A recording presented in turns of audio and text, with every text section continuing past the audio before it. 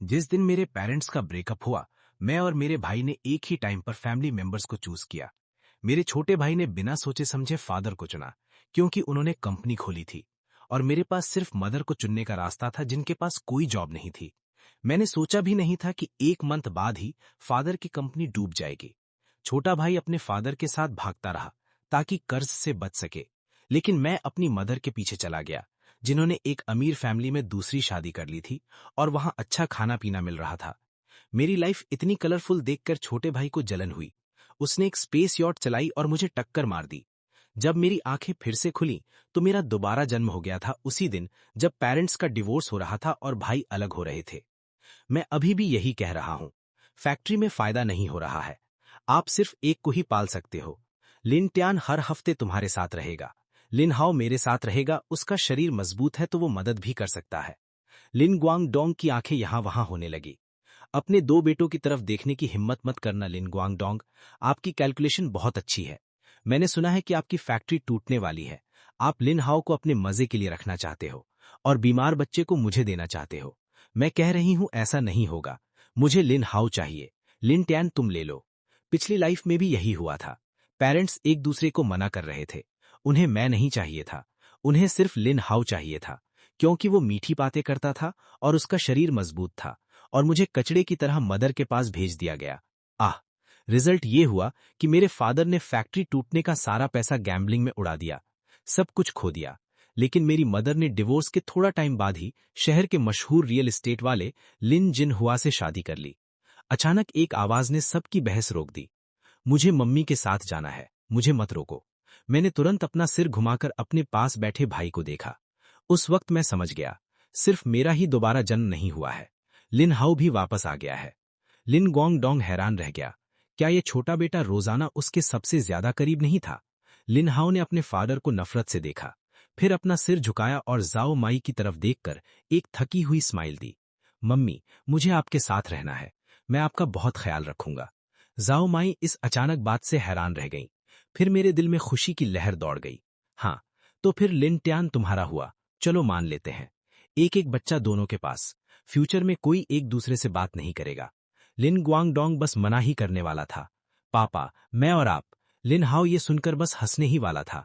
Finally सब बदल गया और उसने मुझसे झूठ मूठ कहा, मुझे बुरा मत मानना, मम्मी की हेल्थ अच्छी नहीं है और उन्हें देखभाल की जरूरत है। तुम हमारे भाई हो, तुम्हारा पापा के साथ जाना गलत है।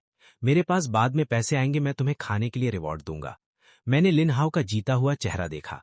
उसकी आंखों में एक हल्की ठंडी चमक थी। पिछली लाइफ में तुमने इसी चेहरे के साथ मुझे मार दिया था। इस लाइफ में मैं तुम्हारी विश कैसे पूरी ना करूं?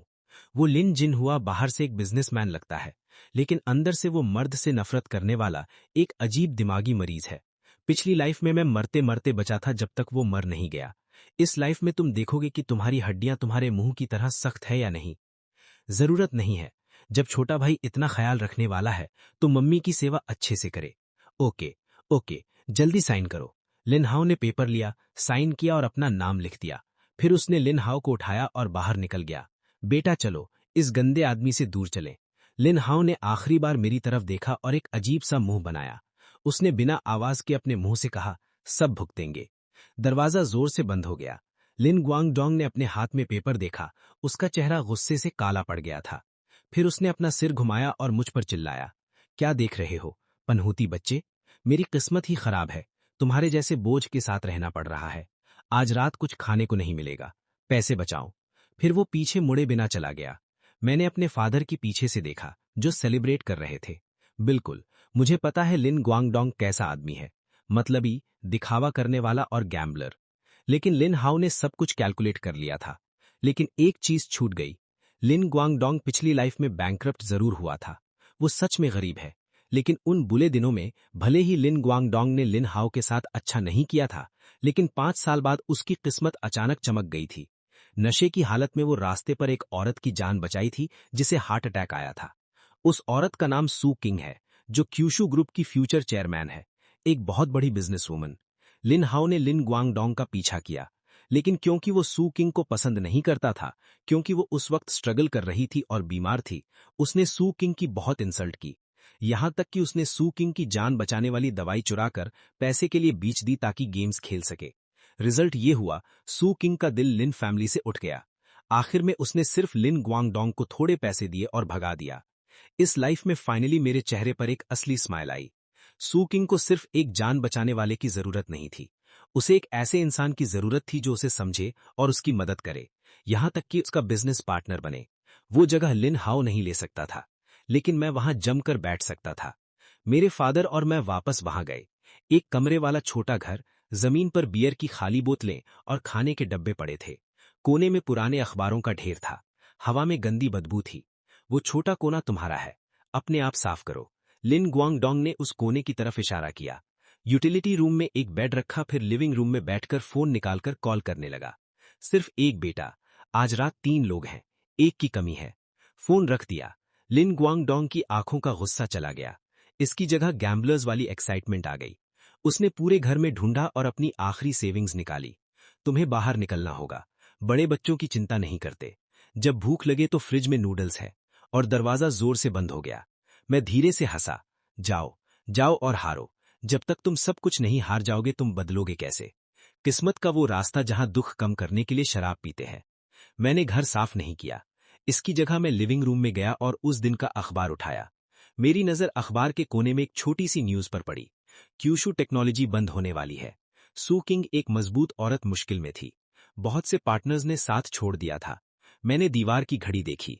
शाम के 5:30 हो रहे थे। पिछली लाइफ की यादों के हिसाब से इस दिन की शाम को सू किंग कर्ज देने वालों से बच रही थी। वो शहर के वेस्ट साइड में अकेली जाएगी। लाओ वांग के बारबेक्यू स्टॉल पर थोड़ी शराब पिएगी। ये सोचकर मैं मुस्कुरा दिया। पापा, जब आपको गैम्बलिंग इतनी पसंद है तो बेटा आपको एक बड़ी गैम्बलिंग पर ले जाएगा। जल्द ही मैं शहर के वेस्ट में लाओ वांग बारबेक्यू पहुंच गया। मैं अंदर नहीं गया। इसकी जगह मैं स्ट्रीट के कोने में अंधेरे में खड़ा होकर चुपचाप देखने लगा। जल्द ही मैंने अपने फादर लिन ग्वांगडोंग को देखा। आज उनकी किस्मत बहुत खराब थी। शाम होने से पहले ही निकाल दिया गया था। उस वक्त वो बारबेक्यू स्टॉल की सबसे बाहर वाली टेबल पर बैठे थे। सस्ती बोतल, 2 स्नैक्स और पीनट्स की प्लेट लिए। सब उस पनहूती बच्चे की वजह से है। डिवोर्स होते ही पैसे डूबने लगे। इस वक्त एक काली मर्सिडीज बेंज चुपचाप रास्ते पर रुकी। दरवाजे खुले। एक औरत नीचे उतरी, एक कोने में गई और खाली टेबल पर बैठ गई। 10 लंबी स्कीवर्स और एक बियर बोतल। मैंने अपनी आंखें बंद की। मैंने सोचा मौका आ गया है। लेकिन आप डायरेक्ट जाकर रास्ता नहीं दे सकते। अभी सू किंग बहुत अलर्ट है। कोई भी जानबूझकर पास जाएगा तो उसे लगेगा कि कोई मतलब है। सबसे अच्छा रास्ता यह है कि लिन ग्वांगडोंग खुद मुझसे टकरा जाए। मैंने ऐसे बिहेव किया जैसे मैं बहुत टेंशन में हूं। जल्दी से लिन ग्वांगडोंग की तरफ भागा। आप यहां क्यों है? घर का पानी का पाइप फट गया है। मेरे अचानक आने से लिन ग्वांगडोंग बहुत गुस्से में आ गया। अगर फटा है तो फटने दो, तुम मुझे क्यों ढूंढ रहे हो? ओह! वो अचानक खड़ा हुआ, हाथ हिलाया और मुझे थप्पड़ मारा। मैं डर के मारे पीछे हटने का नाटक किया। ऐसा लगा जैसे मैं घबरा गया हूं। असल में मैंने एंगल पहले ही सोच लिया था। थप्पड़ नहीं लगा लेकिन उसका पैर स्टूल से टकरा गया। वो पूरा इंसान पीछे की तरफ गिरने लगा और वो सीधे उससे जा टकराया जिसने अभी थामा हुआ था। सू किंग वाइन की बोतल लेकर आ रही थी। सू किंग को हटने का टाइम नहीं मिला और लिन ग्वांगडोंग उससे टकरा गया। सू किंग का पहले से कमजोर दिल इस धक्के से बैठ गया। उसका चेहरा तुरंत सफेद पड़ गया। वो अपने सीने को पकड़कर दर्द से चिल्लाने लगी। तुम्हारी आंखें नहीं हैं, मेरी कमर। तुमने मेरी कमर तोड़ दी। पैसे नहीं है। आसपास के लोग जमा हो गए, इशारा करने लगे। सू किंग को उस वक्त सांस लेने में तकलीफ हो रही थी। ठंडा पसीना बारिश की तरह गिर रहा था। हाथ कांप रहे थे और वो अपने बैग से दवाई निकालना चाहती थी। लेकिन लिन ग्वांगडोंग ने उसके बेल्ट पर पैर रख दिया। तुम मरने का नाटक क्यों कर रही हो? वो ठीक नहीं थी। लिन ग्वांगडोंग ने पीछा नहीं छोड़ा। शराब के नशे में जब सू किंग बेहोश होने वाली थी और उम्मीद खो चुकी थी, मैंने अचानक शराब के नशे में धुत लिन ग्वांगडोंग को धक्का देकर दूर कर दिया। मुझे आपकी परवाह नहीं है। लिन ग्वांगडोंग हैरान रह गया। तुम्हारी हिम्मत कैसे हुई मुझे धक्का देने की? मैं जल्दी से नीचे झुका। सू किंग का बैग उठाया। उसके साइड वाले पॉकेट से एक छोटी सफेद दवाई की बोतल निकाली। बड़े ध्यान से कुछ गोलियां निकाली, उसे खोला और सू किंग के मुंह में डाल दी। सू किंग की पीठ को दोनों हाथों से सहारा दिया। सब ठीक है। दवाई का असर तुरंत होने लगा। सू किंग ने अपनी धुंधली नजर से देखा। एक प्यारा और हिम्मत वाला चेहरा। उस वक्त आसपास की गालियां जैसे गायब हो गई थीं। सिर्फ उस लड़के के हाथ की गर्माहट महसूस हो रही थी। कुछ मिनट्स बाद सो क्वीन की सांस जो रुकी हुई थी वो वापस आई। कौन है? हग। मिस्टर, ये शराबी मेरे डैड हैं। मैं आज का मेडिकल खर्चा आपको दे दूंगी। लिंगोडोंग, जो थोड़ा दूर था, उसने ये सुना।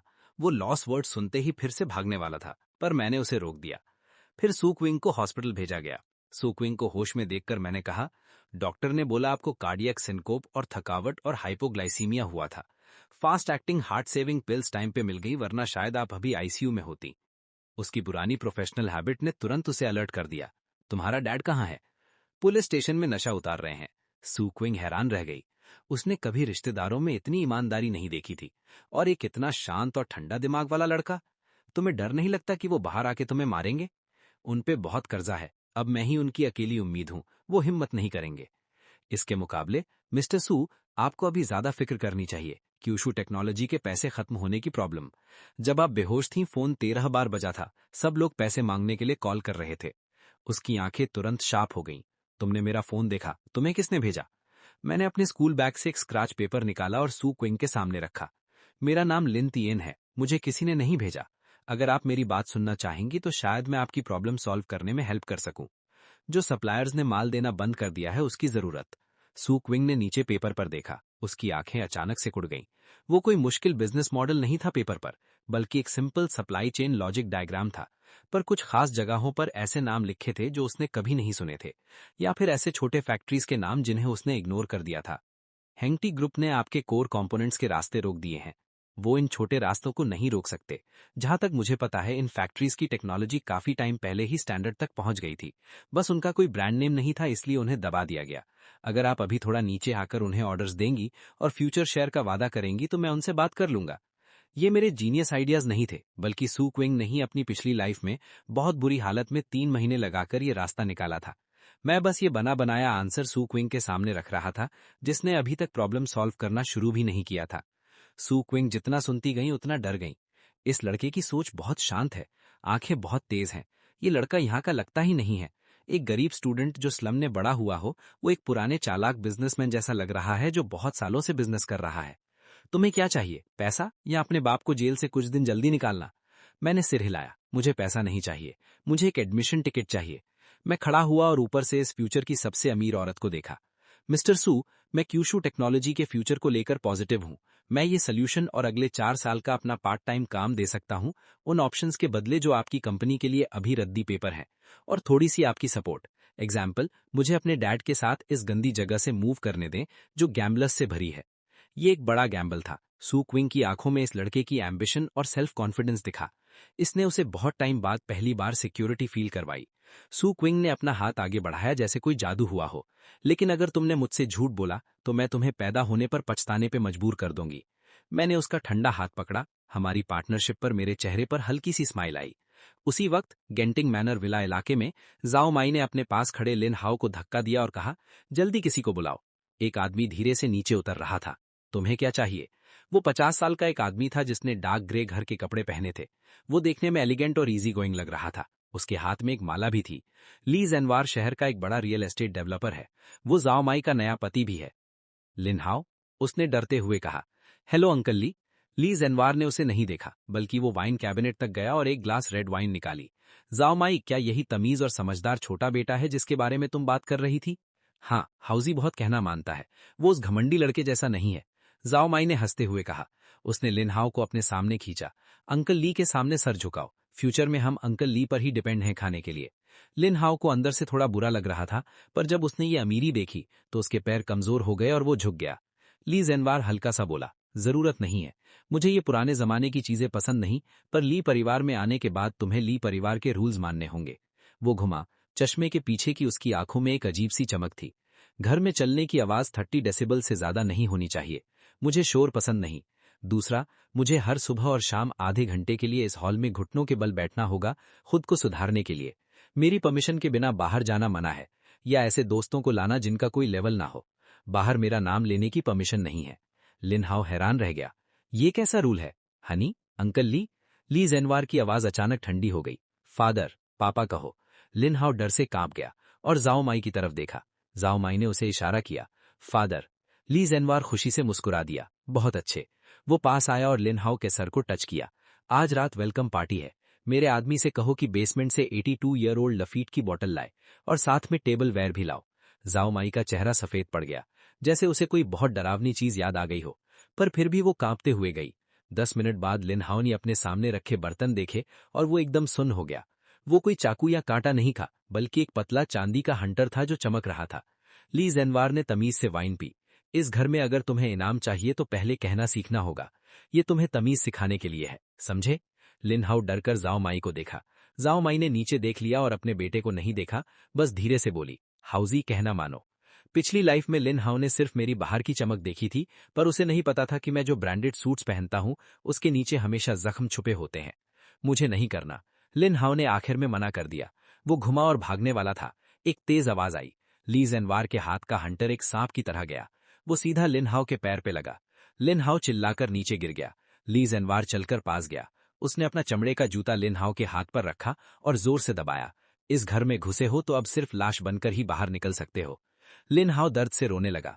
उसने दिल ही दिल में बहुत गालियां दी। लिन तियेन, तुझे पहले से पता था ना? तूने जानबूझकर मुझे इस मुसीबत में डाला। और उसी वक्त स्लम के उस पुराने घर में मैं लिंगो डोंग को एक लेटर लिख रहा था। मैं चाहता था कि तुम गैम्बलिंग छोड़ दो। मेरे चेहरे पे स्माइल थी। बुरे लोगों के लिए बुरे लोग मिल ही जाते हैं। ये पहला सबक है। अपनी अमीर लाइफ एंजॉय करो। 3 दिन बाद जब लिंगो डोंग जेल से बाहर आया तो वो बहुत डरा हुआ था, पर उसने सोचा नहीं था कि उसे एक ब्लैक मर्सिडीज एस लेने आएगी। विंडो नीची हुई। मैं सीईओ सीट पर था। अंदर बैठो। फिर मैंने उसे एक डॉक्यूमेंट दिया, साइन करो। लिंगो डोंग ने उसे देखा। उसमें लिखा था, मैं लिंगो डोंग का कर्जा चुकाने की जिम्मेदारी लेता हूं। अभी का कर्जा 20,000 रुपीज है। सिर्फ तभी जब तुम ये करोगे, लिंगो डोंग को अपना आईडी कार्ड और घर के पेपर्स देने होंगे। आगे का हर खर्चा मुझसे पूछकर होगा और तुम फिर कभी जुआ नहीं खेलोगे, वरना मैं पैसे देना बंद कर दूंगा। ये तो तुम्हारे खिलाफ है। लिंगो डोंग को गुस्सा आने वाला था। ड्राइवर ने अचानक घूमकर उसे गुस्से में देखा। लिंगो डोंग तुरंत डर गया। ठीक है, मैं साइन करता हूं, बस तुम मेरा कर्जा चुका दो। लिंगो डोंग ने बड़बड़ाते हुए कार में साइन कर दिए। उसने अपने दिमाग में सोचा, पहले कर्जा चुका दो, फिर मैं देख लूंगा। कौन सुनता है तुम्हारी हैरी बॉय? कार जल्दी से नीचे एक कम्युनिटी में रुक गई। आज से तुम्हारी जिम्मेदारी है ग्रोसरीज खरीदना और खाना बनाना। मैं एक इंपॉर्टेंट प्रोजेक्ट प्रिपेयर कर रहा हूं, मुझे अकेला छोड़ दो। मैंने ये सेंटेंस बोला और स्टडी रूम में चला गया। 3 डेज की प्लानिंग के बाद जो ऑर्डर्स एचटीसी ग्रुप ने ब्लॉक किए थे वो पास हो गए। कुछ अंडरग्राउंड फैक्ट्रीज जिनसे मैंने कांटेक्ट किया था, वहां सीक्रेट प्रोडक्शन शुरू हो गई। और मैं क्या कर रहा हूं? मैं अपनी पुरानी लाइफ में सीखी हुई फाइनेंशियल नॉलेज यूज कर रहा हूं। अगर सूकिंग कंपनी के अकाउंट्स ठीक करती है तो मैं उन लूप होल्स को एक एक करके बंद कर दूंगा जो इनसाइडर्स ने खराब किए थे। पिछले कुछ दिनों से सूकिंग की आंखें मुझे ही देख रही हैं। पहले जो शक था वो अब हैरानी में बदल गया है। थोड़ा सा भरोसा भी बढ़ गया। उन्हें लगने लगा कि ये टीनेजर तो एक खजाना है। सिर्फ टेक्नोलॉजी और फाइनेंस ही नहीं, ये तो लोगों का दिल दिमाग भी समझता है। मगर पेड़ शांत रहना चाहता है, पर हवा नहीं रुकती। एक वीक बाद लिन हाओ को जेल से भागने का मौका मिल गया। ली जेंगहुआ बिजनेस ट्रिप पर गया था। श्याओ माई ब्यूटी सैलून गई थी क्योंकि उसका चेहरा खराब हो गया था। लिन हाओ इंजर्ड था। उसने श्याओ माई के 100 युआन चुरा लिए, गेंटिंग मैनर से भाग गया। उसके दिमाग में अब सिर्फ एक ही बात थी, लिन गोदोंग को ढूंढो, लिन त्यान को ढूंढो। वो अब और बर्दाश्त नहीं कर सकता था कि ली जेंगहुआ इंसान नहीं है। उसे हर रात जबरदस्ती घुटनों पर बैठकर रूज याद करने पड़ते थे। अगर एक वर्ड भी गलत बोला तो उसे बी लिखना पड़ता था। उसे मीट खाना था। ली जेंगहुआ ने कहा कि मीट से लोग खुश होते हैं, इसलिए उसे सिर्फ उबली हुई सब्जियां खिलाई। लिन हाओ अपनी पुरानी याद पर गया। पुरानी लाइफ में लिन गोदोंग उसे यहां पास के एक रेस्टोरेंट में लाया था। एक बड़े सी फूड रेस्टोरेंट के दरवाजे पर उसने 3 लोगों को देखा जो अंदर खाना खाने जा रहे थे। वो मेरा लिन गोदोंग है और जू किंग की कंपनी की आज सेलिब्रेशन पार्टी है क्योंकि उनकी मुसीबत खत्म हो गई है। उसने खास तौर पर लिन त्यान और उसके पापा को डिनर पर बुलाया। इस वक्त लिन हाओ की हालत बहुत बुरी थी और उसने मुझे देखा। मैंने एक फिट कैजुअल सूट पहना था। मैं एलिगेंट जू किंग के पीछे चल रहा था। हम दोनों बातें कर रहे थे और हंस रहे थे। हम बिल्कुल असली माँ बेटे जैसे लग रहे थे। लिन गोदोंग ने एक नया टैंग आउटफिट पहना था। हालांकि वो अभी भी थोड़ा डरा हुआ लग रहा था, पर कम से कम साफ सुथरा और अच्छा लग रहा था। लिन गोदोंग बोला, मैंने तो पहचाना ही नहीं। लिन हाओ ने यह देखा तो उसका दिमाग खराब हो गया। क्यों? जलन और दुख उसके दिमाग में भर गए। वो भाग कर आया और मेरा कॉलर पकड़ लिया। चिल्लाया, लिन त्यान, तुम मुझे धोखा दे रहे हो। तुम्हें पहले से पता था कि वो आदमी पागल है। तुमने जानबूझकर मुझे फंसाया। मैंने अपने पागल भाई को बिना किसी एक्सप्रेशन के देखा। उसे कॉलर पकड़ने दिया। मेरी आवाज ठंडी थी। मुझे नहीं पता तुम क्या कह रहे हो, वो तुम्हारी अपनी चॉइस थी। रोना है तो रो, पर खत्म करो। फिर लिन हाओ ने मेरा हाथ छोड़ा और जू किंग की तरफ देखा। वो अभी जू किंग को नहीं जानता था। उसे लगा शायद कोई अमीर औरत है जिसे लिन गोदोंग ने फंसा लिया है। ओके, तुम अभी डिवोर्स हुआ और एक अमीर औरत ढूंढ ली। ये औरत अंधी है जो तुम पर फिदा हो गई। लिन हाओ ने जूकिंग की नाक के सामने उंगली दिखाकर डांटा। आंटी, इन बाप बेटे के चक्कर में मत आओ। ये गैम्बलिंग करते हैं और अब ये छोटे और गंदे लोग हैं। ये बस आपके पैसे लूटना चाहते हैं। इस बार लिनत्यान ने कुछ नहीं किया, लिन गोदोंग ने भी कुछ नहीं किया, पर जू किंग ने किया। जू किंग का चेहरा गुस्से से ठंडा हो गया और उसने लिन हाओ को देखा। क्या ये वही छोटा बेटा है जिसे तुम्हारी एक्स वाइफ ले गई थी? सच में इसके पास कोई तमीज नहीं है। उसने एक बहुत जोर का थप्पड़ मारा। लिन हाओ के मुंह से खून निकलने लगा। वो पूरा हिल गया। तुम्हारी हिम्मत कैसे हुई मुझे मारने की? क्या तुम जानती हो मेरे पापा अब कौन है? वो ली जैंगवा है। मानो या ना मानो, मैं उनसे कहकर तुम्हें मरवा दूंगा। लिन हाओ ने गंदा सा चेहरा बनाया। उसने ली जैंगवा का नाम लिया जो काम नहीं आया। ली जैंगवा के नाम से जूकिंग की आंखों में नफरत आ गई। बिजनेस की वजह से वो जानती थी कि ली जैंगवा कैसा आदमी है। एक ऐसा नया अमीर जो लोगों के घर तोड़कर ऊपर आया है। श्याओ माई की प्राइवेट लाइफ तो और भी गंदी है। जूकिंग हंसी, अपने बैग से एक बिजनेस कार्ड निकाला और लिन हाओ के मुंह पर फेंका। वापस जाओ और ली जैंगवा को बोलो मैं जूकिंग हूं। अगर वो अपने कुत्ते का ध्यान नहीं रख सकता तो मुझे उसका घर तोड़ने में कोई प्रॉब्लम नहीं होगी। हालांकि लिन हाओ को जूकिंग नहीं जानता था, पर उसने देखा कि वहां के गार्ड्स और वेटर्स कितनी रिस्पेक्ट दे रहे हैं, और लिन गोदोंग का चेहरा देखकर समझ गया कि उसने गलत जगह पंगा ले लिया है। लिन हाओ ने लिन गोदोंग की तरफ देखा और इमोशनल कार्ड खेलने की कोशिश की। मेरा टाइम बहुत बुरा चल रहा है। ली जैंगवा ने मेरी मम्मी को मारा और मेरा ध्यान नहीं रखा। मैं वापस आना चाहता हूं। मैं आपके साथ रहना चाहता हूं। लिन गोदोंग ने अपने बेटे को रोते हुए सुना। उसका दिल तुरंत पिघल गया। उसने देखा कि उसके बेटे को कितनी चोटें लगी हैं। उसने बहुत दुख सहा होगा। लिन गोदोंग आगे बढ़कर लिन हाओ को हक करने वाला था। मैंने लिन गोदोंग को देखकर मुंह खोला। क्या आप हमारी डील भूल गए? अभी आप जो भी पैसा कमा रहे हैं वो मैंने कमाया है। अगर आप इस एहसान फरामोश को वापस लाओगे तो मैं अभी चला जाऊंगा। इसे खुद पालो। क्या होगा जब ली जैंगवा को पता चलेगा कि तुमने उसके बेटे को चुरा लिया है? क्या तुम्हें लगता है तुम्हारी 2 टांगे काफी हैं तोड़ने के लिए? लिन गोदोंग के पैर पीछे हट गए। जिंदा रहने के लिए उसका सस्ता बाप वाला प्यार तुरंत खत्म हो गया। लिन गोदोंग ने अपने हाथ मले। उसने नजर चुरा ली। जब तुम्हारी मम्मी ने तुम्हें चुना था तो अब उनकी ही सुनो। बेहतर होगा तुम वापस चले जाओ। लिन हाओ को लगा जैसे उस पर बिजली गिर गई हो। उसने यकीन नहीं किया। वो बाप जो उसकी हर बात मानता था, अब पैसे और सुकून के लिए फुटबॉल की तरह लात मारती। उसने मुझे गुस्से से देखा। मैं आराम से अपने कफ्स ठीक कर रहा था। देखो, ये वही शॉर्टकट है जो तुमने चुना था। जू किंग ने गुस्से से हाथ हिलाया। भागो यहां से। कुछ सिक्योरिटी गार्ड्स आए, लिन हाओ को पकड़ा और बाहर खींचना शुरू कर दिया। मुझे छोड़ो। लिन त्यान, लिन गोदोंग, तुम लोग चैन से नहीं मरोगे। मैं वापस आऊंगा। मैं तुम्हें पछताने पर मजबूर कर दूंगा। लिन हाओ की गालियां दूर जा रही थीं। रास्ते के लोग देख रहे थे। बॉक्स के अंदर का माहौल थोड़ा सीरियस हो गया। लिन गोदोंग घबराया हुआ बैठा था। उसे लगा कि उसकी इज्जत चली गई। उसे अपने बेटे के लिए बुरा लग रहा था। उसने सर झुका लिया और कुछ नहीं बोला। जू किंग ने मजे से देखा। तुम्हें पता था वो आएगा? मैंने उन्हें चाय दी और कहा, मुझे नहीं पता था, पर मैं जानता हूं कि लालची लोग कभी सेटिस्फाई नहीं होते। वो फिर आएगा और अगली बार वो और पागल होकर आएगा। क्या तुम डर रहे हो? मैं हंसा। मैं डरता हूं कि कहीं वो ज्यादा पागल ना हो जाए। जब वो पागल होगा तभी श्याओ माई और ली जैंगवा टूट जाएंगे। 5 साल बाद क्यूशू टेक्नोलॉजी ग्रुप में एक लाइव ब्रॉडकास्ट हो रही है जो टेक्नोलॉजी की दुनिया को हिला देगी। मैं आराम से स्टेज के बीच में गया। मैं अब क्यूशू टेक्नोलॉजी ग्रुप का वाइस प्रेसिडेंट और चीफ स्ट्रैटेजी ऑफिसर बन चुका हूं। मुझे क्यूशू का प्रिंस माना जाता है। पिछले 5 सालों में न सिर्फ मैंने जू किंग की कंपनी से दुश्मन खत्म किए, बल्कि अपनी पुरानी लाइफ की यादों से मोबाइल इंटरनेट और एआई में सही जगह पैसे लगाए। क्यूशू टेक्नोलॉजी की वैल्यू 50 टाइम्स बढ़ गई है। जू किंग चाइना की सबसे अमीर औरत बन गई है। आज का लिन गोदोंग, हालांकि उसके पास अभी भी कोई टैलेंट नहीं है, पर मेरे पापा होने के नाते बाहर लोग उन्हें लिन लाओ कहते हैं। वो बस घूमते हैं, चाय पीते हैं और पैसे खर्च करते हैं। उसी वक्त हाइचिंग के सबसे गंदे एरिया कॉलोन वॉल्ट सिटी के एक अंडरग्राउंड इंटरनेट कैफे में गंदा सा लिन हाओ वहां बैठा है। कंप्यूटर स्क्रीन पर प्रेस कॉन्फ्रेंस चल रही है। ये 5 साल उसके लिए नरक जैसे थे। ली जैंगवा ने उसे कभी इंसान नहीं समझा। पहले 2 साल तो सिर्फ मारपीट थी। बाद में जब ली जैंगवा का बिजनेस खराब हुआ तो उसने उसे पंचिंग बैग बना लिया। श्याओ माई ने खुद को बचाने के लिए उसे छोड़ दिया, बल्कि ली जैंगवा के साथ मिलकर उसे बुरा भला कहा। फिर वो स्कूल से निकाल दिया गया क्योंकि उसने गैम्बलिंग के लिए पैसे चुराए थे। ली जैंगवा ने मौका देखकर उसे घर से निकाल दिया। सारे पैसे बंद कर दिए। श्याओ माई ने चोरी से उसे कुछ $1000 दिए थे। लिन हाओ का चेहरा पीला पड़ गया। वो खिड़की से बाहर भागा। उन लोन शार्क्स ने कहा था, अगर आज रात पैसे नहीं दिए तो तेरा हाथ काट देंगे। लिन हाओ ने कांपते हाथों से फोन निकाला, एड्रेस बुक देखी। श्याओ माई ने उसे ब्लॉक कर दिया था। ली जैंगवा के पास जाना मतलब मौत। उसकी उंगली एक नंबर पर रुकी। वो नंबर ओल्ड थिंग के नाम से था। वो लिन गोदोंग था।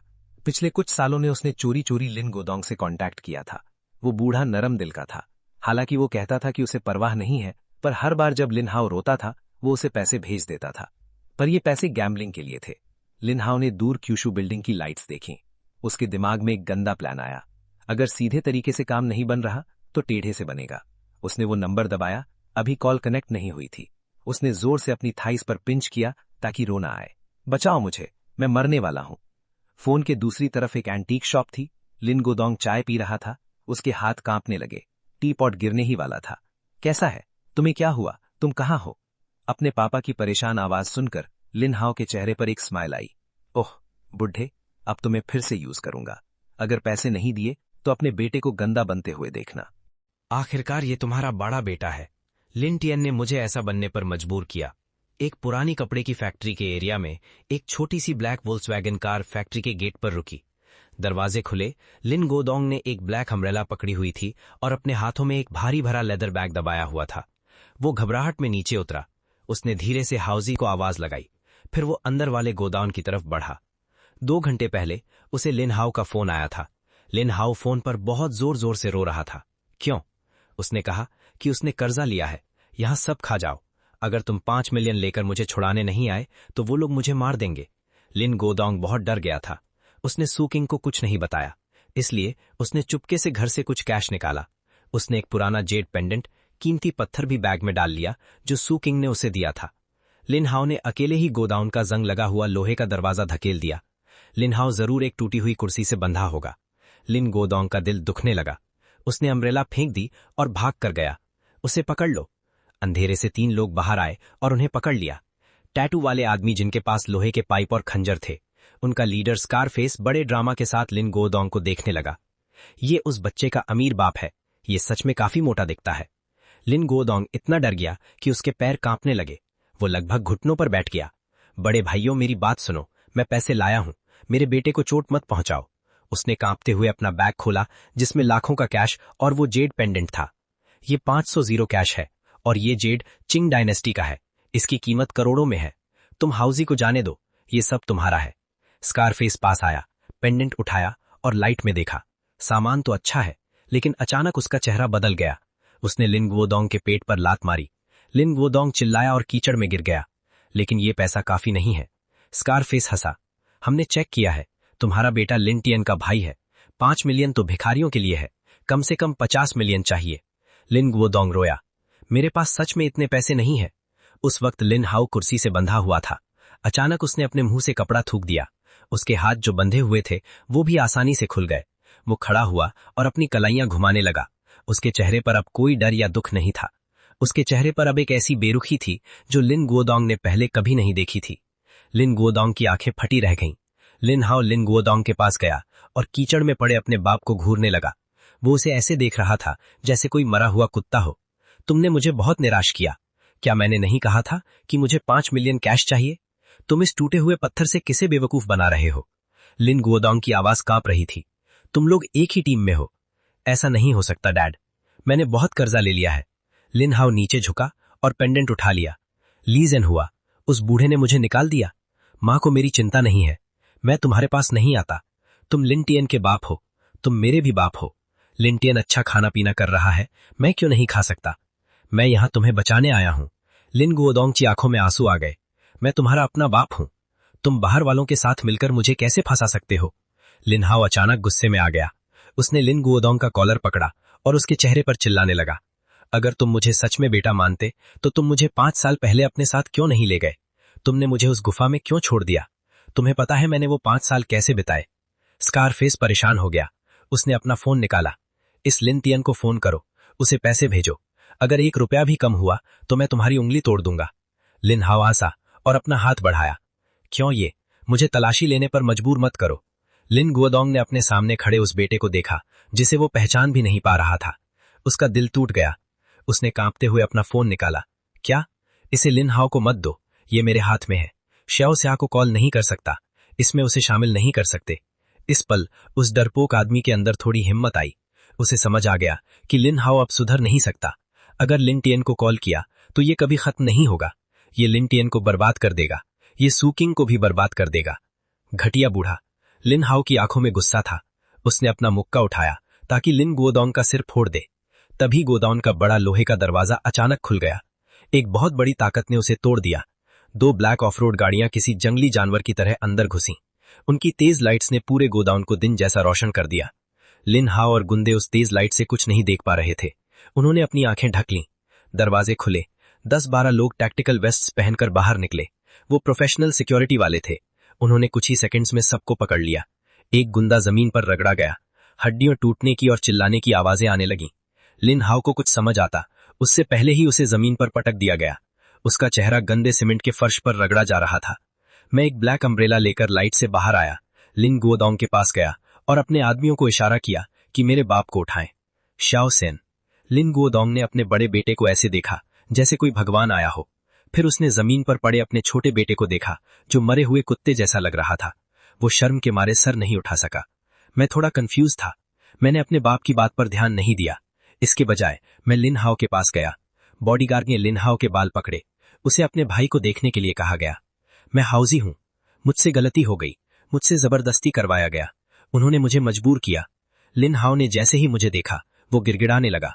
तुम अपनी मां का चेहरा देखो। मुझे छोड़ दो। इस बार मैंने अपनी पॉकेट से एक वॉइस रिकॉर्डर निकाला और प्ले किया। इंटरनेट कैफे में लिन हाओ की आवाज आने लगी। अगर बूढ़े ने पैसे नहीं दिए तो अपने बेटे को दोष मत देना। लिन हाओ का चेहरा सफेद पड़ गया। वो कांपने लगा। तुम मेरी जासूसी कर रहे थे। मैं बस अपने परिवार को बचा रहा हूं। लिन टियन ने धीरे से कहा। मुझे उम्मीद नहीं थी कि सबसे बड़ा खतरा परिवार के अंदर से आएगा। मैं लिन गुओडोंग की तरफ मुड़ा जो कांप रहा था। क्या तुम्हें साफ दिख रहा है? ये वही छोटा बेटा है जिसके लिए तुम तड़प रहे थे? लिन गुओडोंग ने अपना चेहरा छुपाया और रोने लगा। मैंने हाथ हिलाया। स्कारफेस को पुलिस स्टेशन भेज दिया गया। किडनैपिंग और धमकी देने के लिए वो 20 साल तक अंदर रहेगा। रही बात लिन हाओ की, तुम्हें पुलिस स्टेशन भेजना बहुत सस्ता पड़ेगा। तुम्हें गैम्बलिंग पसंद है ना? मैं तुम्हें एक मौका दूंगा। मैं तुम्हारे 5 मिलियन चुका दूंगा। मैं आज ही तुम्हें साउथ ईस्ट एशिया के एक गैम्बलिंग सेंटर भेज दूंगा। वहां कोई इंटरनेट नहीं है। वहां कोई आजादी नहीं है। वहां बस मेहनत है और पछतावा है। रिलैक्स करो। जब तुम हमारे 5 मिलियन वापस कर दोगे तब सोचना कब आना है। मैं नहीं जाऊंगा। लिन हाओ चिल्लाया। मैं नहीं जा सकता। उसने उन जगहों के बारे में सुना था। वहां से कोई सही सलामत वापस नहीं आता। मुझे बचाओ।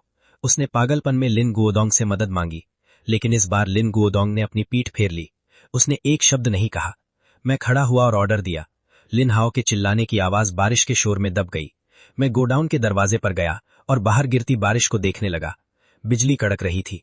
ये बाप बेटे का खेल आखिर खत्म हुआ। लिन गुओडोंग का दिल मर चुका था और लिन हाओ पूरी तरह खत्म हो गया। अब उनकी बारी थी जो पीछे थे। हो मिन, वो अमीर मां और वो ली जेन हुआ। ली जेन हुआ के कंपनी के गलत कामों के papers China security regulatory commission को भेज दिए गए थे। मैंने अपने असिस्टेंट से धीरे से कहा, कल जब मार्केट खुले तो मैं इसका स्टॉक गिरते हुए देखना चाहता हूं। अगली सुबह ली रियल एस्टेट ग्रुप के ऑफिस में ली जेन हुआ परेशान था। उसे पता चल गया था। वो कंप्यूटर स्क्रीन को देख रहा था। वो ग्रीन लाइन नीचे गिर रही थी। आज ही सुबह कमीशन ने उसके अकाउंट्स चेक किए। फिर मीडिया में खबरें आने लगीं।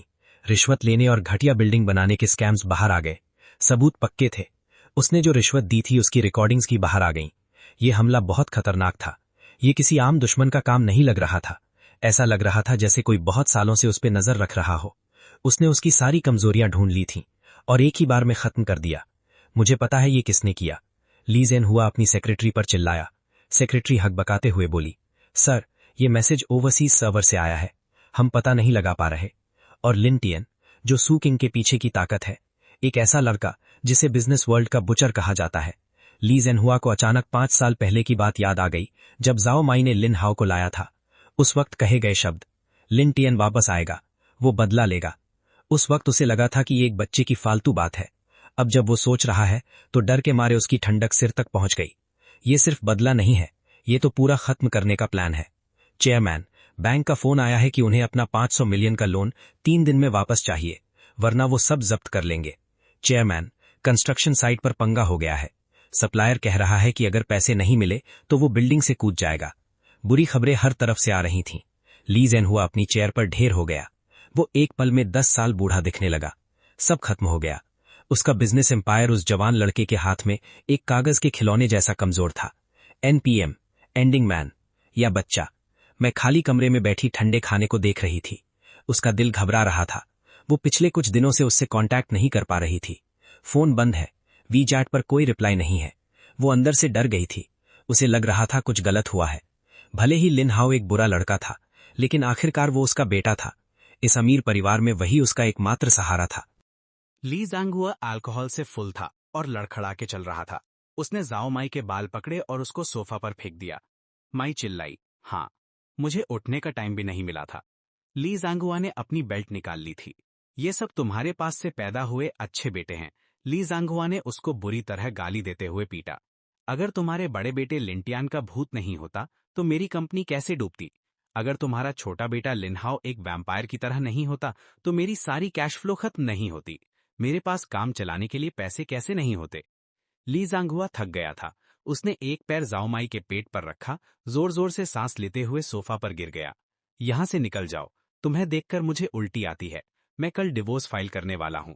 अपना सामान लेकर मेरे घर से निकल जाओ। ये घर अब कोर्ट सीज करने वाला है। माई को लगा जैसे उस पर बिजली गिर गई हो। उसने इतने साल तक अपना गुस्सा सिर्फ वेल्दी वाइफ के नाम के लिए पी रखा था। अगर डिवोर्स हो गया तो उसके पास क्या बचेगा? लिनहाओ का कोई पता नहीं था। वो खुद अब बूढ़ी और कमजोर हो गई थी। उसके पास काम करने की ताकत भी नहीं थी। मैं डिवोर्स नहीं लूंगी। एक दिन का कपल भी 100 दिन की काइंडनेस के बराबर होता है। माई भाग कर गई और ली जांगहुआ का पैर पकड़ लिया। ली जांगहुआ ने उसको लात मारकर दूर कर दिया। उसकी शराबी आंखों में एक गंदी मुस्कान थी। क्या तुमने मुझसे सिर्फ मेरे पैसों के लिए शादी नहीं की थी? अब मेरे पास पैसे नहीं हैं, तो अब कैसा प्यार दिखा रही हो? ली जांगहुआ सो गया। माई कोने में दुबक गई। रोते रोते उसकी आंखें अखरोट की तरह सूज गई थीं। वो लिनहाओ को कॉल करना चाहती थी, पर उसका फोन अभी भी बंद था। मायूसी में उसने कॉफी टेबल पर रखी एक फाइनेंशियल मैगजीन उठाई। ये ली जांगहुआ ने सब्सक्राइब की थी। वैसे तो वो इसे देखने की जहमत नहीं करती थी, पर आज कवर पर एक जवान लड़के की फोटो ने उसका ध्यान मैग्नेट की तरह खींच लिया। वो लिन ट्यान था। टाइटल में लिखा था, क्यूशू साइंस एंड टेक्नोलॉजी का लिन ट्यान, एक पोस्ट 90s बिजनेस लीडर जिसकी वर्थ करोड़ों में है। माई ने कांपते हुए हाथों से मैगजीन खोली। इंटरव्यू में बताया गया था कि लिन ट्यान ने कैसे सू किंग के साथ मिलकर एक बड़ा बिजनेस एम्पायर खड़ा किया। वो 10 बिलियन से ज्यादा का मालिक था। उसे प्रोविंस के टॉप 10 आउटस्टैंडिंग यंग लोगों में चुना गया था। हर लाइन उसके चेहरे पर एक थप्पड़ की तरह लग रही थी। माई खुद से बड़बड़ाने लगी। माई की आंखों में अचानक लालच चमक उठी। वो यहाँ ली जांगहुआ से कुत्ते की तरह पिट रही थी और गालियां खा रही थी। हजारों रुपयों के लिए भी उसे उसका मुंह देखना पड़ता था। और उसका बड़ा बेटा जिसे उसने छोड़ दिया था, वो इतना बड़ा बिलियनियर बन गया। मैं उसकी अपनी माँ हूँ। माई अचानक हंसने लगी। ये एक अजीब सी खुशी थी। खून तो पानी से गाढ़ा होता है। लीगल तरीके से वो लिंटियान की असली माँ है। लिंटियान अब इतना अमीर है, अगर वो अपनी उंगली से थोड़ा सा भी दे दे तो उसके खाने पीने की सारी चिंता खत्म हो जाएगी। और भले ही लिंटियान पहले कम बोलता था, पर वो बहुत सॉफ्ट था। बस थोड़ा रो दूंगी, अपनी गलती मान लूंगी, बस हो जाएगा। वो पुरानी बात थी। वो उसे जरूर माफ कर देगा। ये सोचकर माई ने अपने शरीर का दर्द भुलाकर क्लोक रूम में अपने सबसे अच्छे कपड़े ढूंढने लगी। कल बेटा, मम्मी तुमसे मिलने आ रही है। अगली सुबह माई क्यूशू टेक्नोलॉजी ग्रुप के हेडक्वार्टर्स के फर्स्ट फ्लोर पर पहुंची। वो चिल्लाई, मुझे अंदर जाने दो। मैं तुम्हारे मिस्टर लिन की असली माँ हूँ। देखती हूँ कौन मुझे रोकता है। माई वहां तमाशा कर रही थी और फ्रंट डेस्क की लड़की को धक्का दे रही थी। लॉबी में उसकी तीखी आवाज गूंज रही थी, मैडम, आप बिना अपॉइंटमेंट के ऊपर नहीं जा सकती, और मिस्टर लिन की बोर्ड मीटिंग चल रही है। फ्रंट डेस्क वाली लड़की इतनी परेशान थी कि रोने वाली थी, पर क्योंकि सामने वाली लेडी मिस्टर लिन की मां होने का दावा कर रही थी, इसलिए वो सिक्योरिटी गार्ड को बुलाने से डर रही थी। कैसा अपॉइंटमेंट? बेटा अपनी मां से मिलना चाहता है। लिंटियान, मेरे लिए बाहर आओ। तुम्हारा कोई ईमान नहीं है। अमीर हो गए तो मां को नहीं पहचानोगे। माई जमीन पर बैठ गई, अपने पैर पटकने लगी और रोने लगी। सब लोग आकर देखो, क्यूशू टेक्नोलॉजी का बड़ा बॉस लिंटियान अपनी असली मां को बाहर फेंक दिया और परवाह नहीं कर रहा। कितना बुरा बेटा है। आसपास के एम्प्लॉइज और कस्टमर्स बातें करने लगे और उंगली उठाने लगे। माई ने चोरी से भीड़ को देखा और अंदर ही अंदर खुश होने लगी। वो बस बात को बड़ा बनाना चाहती थी। लिंटियान एक सेलिब्रिटी है। उसे बदनामी से सबसे ज्यादा डर लगता होगा। जब बात फैल जाएगी तो लिंटियान को इज्जत बचाने के लिए उसे अपनाना ही पड़ेगा।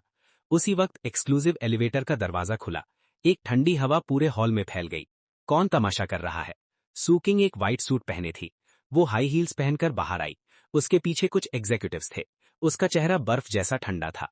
जैसे ही माई ने सू किंग को देखा, उसका गुस्सा भड़क गया। वो उठी और सू किंग की नाक के सामने उंगली दिखाकर बोली, ठीक है, तुम ही वो लोमड़ी हो। तुमने ही लिंटियान को भड़काया है कि वो मुझे ना पहचाने, है ना? सू किंग ने माई के पास जाकर उस पागल औरत को ऊपर से नीचे तक देखा। उसकी आंखों में गुस्सा नहीं था, बस थोड़ी हमदर्दी और शांति थी। जाओ माई, वाइफ, तुम अभी भी ऐसे बिहेव कर रही हो। जाओ माई सू किंग की पर्सनालिटी देखकर थोड़ा घबरा गई। क्या? लेकिन फिर वो फिर से चिल्लाने लगी। ज्यादा खुश मत हो, मैं लिन टियान की असली माँ हूँ। जब तक मैं जिंदा हूँ वो मेरा बेटा है। मेरे पास अब कुछ नहीं है, तो लिन टियान को मेरा खर्चा उठाना ही होगा, ये कानून कहता है। सू किंग के पीछे से एक शांत मर्दानी आवाज आई। हाथ में लंच बॉक्स लिए लिन गोदावरन धीरे से बाहर आया। लिन गोदावरन सू किंग के पास गया और लंच बॉक्स असिस्टेंट को दे दिया। फिर वो घूमा और जाओ माई को ठंडी नजरों से देखा। जाओ माई, तुम्हारी हिम्मत कैसे हुई यहाँ आने की? मेरी हिम्मत क्यों नहीं होगी? जाओ माई अपनी बात पर अड़ी रही। लिन गोदावरन, तुम अब बड़े लोग बन गए हो। पुरानी बीवी मरे या जिए तुम्हें फर्क नहीं पड़ता। लेकिन डिवोर्स अग्रीमेंट में साफ लिखा था कि लिन टियान मेरे पास रहेगा और लिन हाउ तुम्हारे पास। हम बाप बेटे मरे या जिए तुम्हें कोई फर्क नहीं पड़ेगा। हमारी दौलत से तुम्हारा माँ बेटे का कोई लेना देना नहीं होगा। क्या ये लाइन तुमने खुद नहीं कही थी? जाओ माई थोड़ी हिचकिचाई। वो इसलिए क्योंकि उस वक्त तुम गरीब थे। मेरे कर्जे देखो, उस वक्त तुम्हारा शरीर कमजोर था। लिन गोदावरन ने जाओ माई की तरफ उंगली दिखाई। उसके हाथ नहीं कांप रहे थे। उसका एक एक शब्द दिल पर लग रहा था।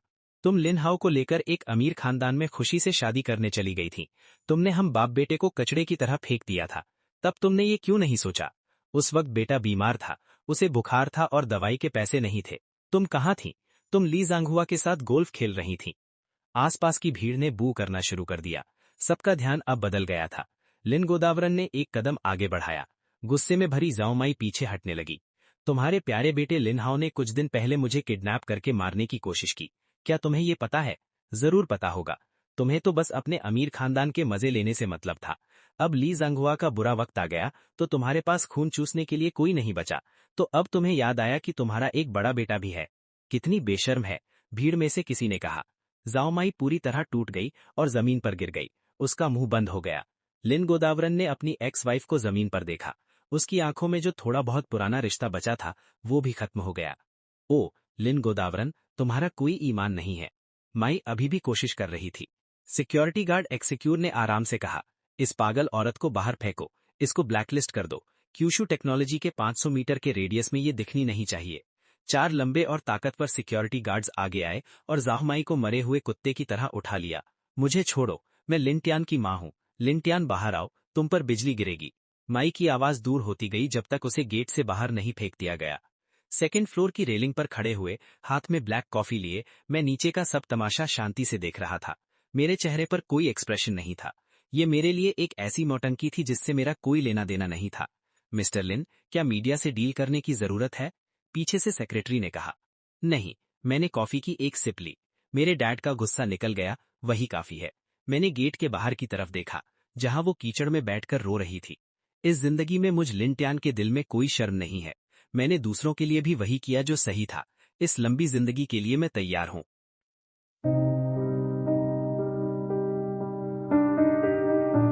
In the grey fog,